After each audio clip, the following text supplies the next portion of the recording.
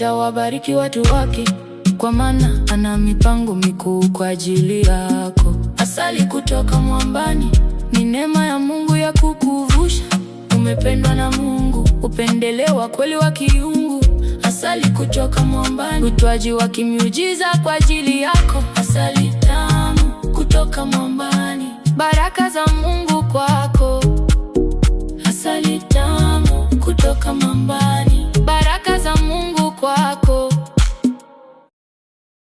Karibu sana kwenye huduma ya Honey from the Rock. Tunamshukuru sana mchungaji wetu wa ulinzi Dr. Maria.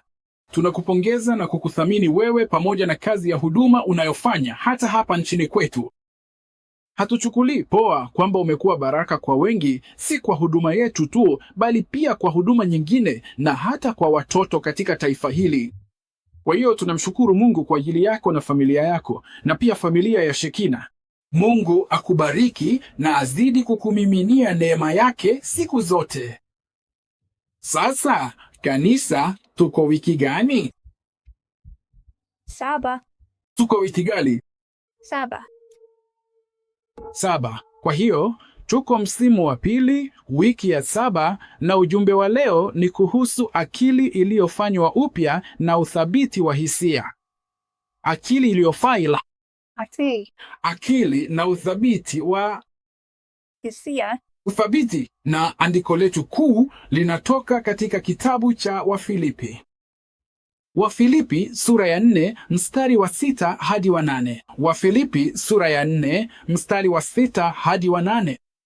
Msijisumbue kwa jambo lolote, bali katika kila jambo kwa kusali na kuomba pamoja na kushukuru, haja zenu na zijulikane na Mungu. Msijisumbue kwa lolote, bali katika kila jambo kwa kusali na kuomba pamoja na kushukuru, haja zenu na zijulikane kwa Mungu. Ushawahi kulala usiku na akili yako inawaza jambo fulani? Labda kuhusu kodi ya nyumba, labda kuhusu ada ya shule, labda kuhusu biashara, labda kuhusu mwanafamilia, labda kuhusu mzazi, labda kuhusu afya yako.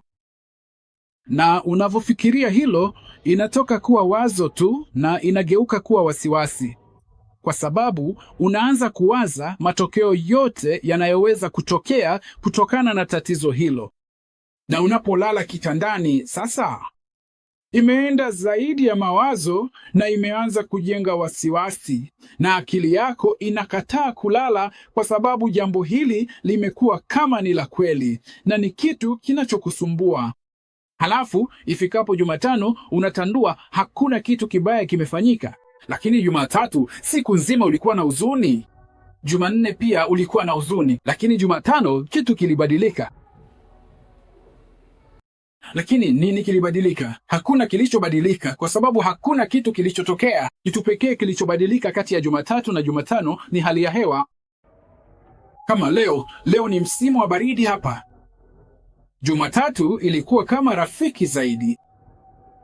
Kwa hiyo ukweli hauyumbi. Hicho ndicho nilichokuwa nikimaanisha. Hicho ndicho nilikuwa nikijaribu kusisitiza. Ukweli hauyumbi. Ni sawa usiku wa manane kama ilivyo mchana. Ni sawa wakati wa joto na ni sawa wakati wa baridi. Ukweli yumbi. Hisia ni za kweli, lakini ukweli ndio unaamua mwisho wa yote. Yeye tayari anaona unachopitia. Yeye tayari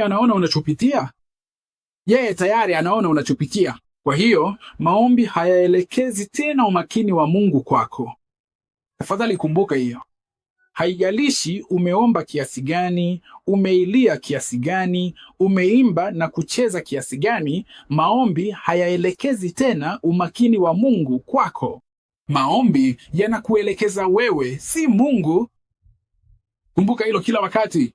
Maombi hayaelekezi Mungu, yanakuelekeza wewe. Kwa hiyo, acha kutazama tatizo na anza kumtazama yule ambaye ni mkubwa kuliko tatizo lako, kwa sababu anasema yote yanaanza na wazo. Vipi kama? Kwa hiyo unapata chunusi. Unajua, Umewahi kusikiliza ile wimbo usigoogle ugonjwa wako?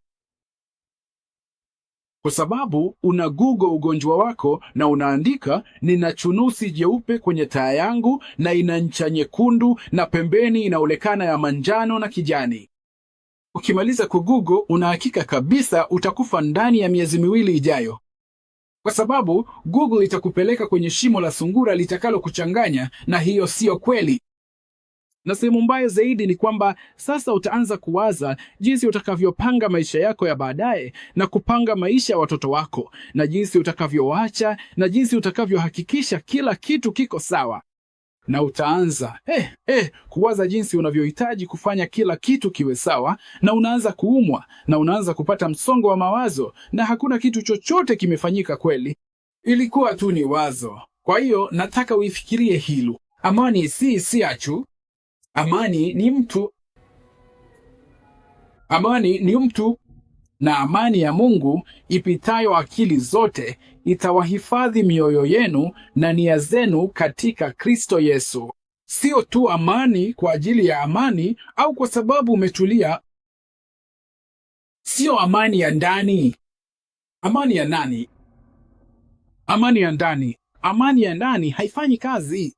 Isipokuwa wewe ni mwalimu Ugwe na umekaa pangoni mahali fulani kwa miaka 30 ukijifunza amani, hiyo siyo njia utakayopata. Amani. Amani ni uwepo wa Kristo. Kwa kweli, ndio maana Biblia inamuita yeye mkuu wa amani. Amani bila Kristo.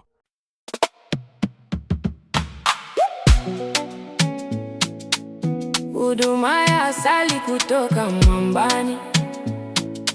Sisi ni kanisa linalomweka Kristo katikati. Tunakukaribisha